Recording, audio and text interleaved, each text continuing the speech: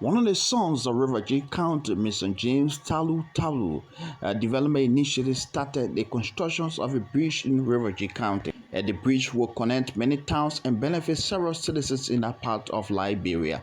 The citizens were so excited for the initiative of Honorable James Talu Talu.